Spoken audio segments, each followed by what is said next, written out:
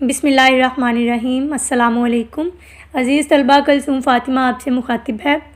जैसा कि आपके इल्म में आ चुका है कि Minhaj education society Lahore board ने यह फ़ैसला किया है कि वो इस मुश्किल वक्त में अपने तलबा के लिए घर बैठे तदरीस का फ़रीज़ा सर अंजाम देंगे। तो आज हम इसका बाकायदा आगाज़ करते हैं उर्दू बराए जमात पंजम के सबक नंबर 2 से। सफ़ा नंबर 12 सबक नंबर 2। नात की रीडिंग आपने ख़ुद करनी है।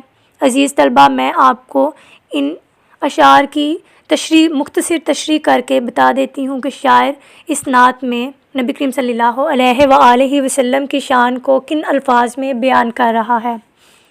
शायर कहता है कि मैं आपकी रहमत का हक़दार नहीं हूँ क्योंकि मैंने बहुत गुनाह किए हैं, मैं बहुत गुनाहगार हूँ, लेकिन ए नबी, बेशक मैं आपकी रहमत का तलबगार हूँ।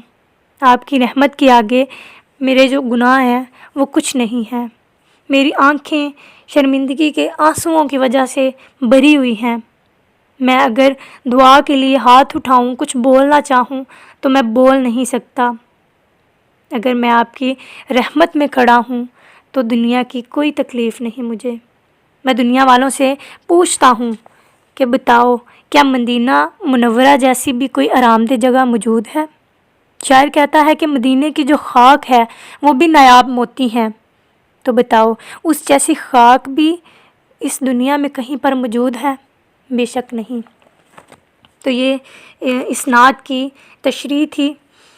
अब जो आप लोगों ने आज काम करना है वो है इस नात के मुश्किल अल्फाज के मानी, जो कि आपने याद करने हैं और लिखना आपने उनको घर में बैठ के लिखना है। उसकी बार बार ये जो अल्फाज हैं उनकी प्रैक्टिस करनी है।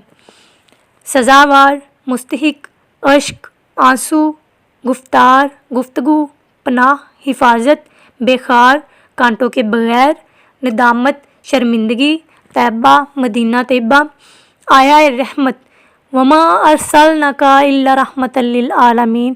यानी कि नबी करीम सल्लल्लाहु अलैहि वसल्लम के बारे में बताया जा रहा है कि आप सल्लल्लाहु अलैहि वसल्लम को रहमतुल लिल आलमीन बनाकर भेजा गया है, तमाम जहानों के लिए रहमत बनाकर भेजा गया है।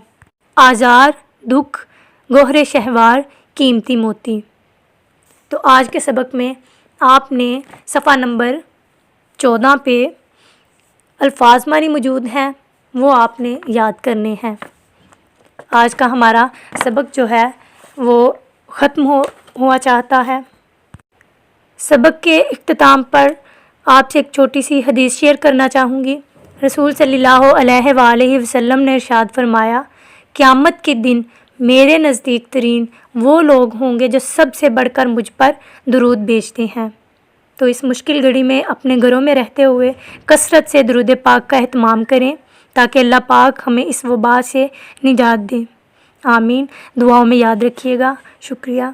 कलसूम फ़ातिमा को इजाज़त दीजिए। अल्लाह हाफ़िज़।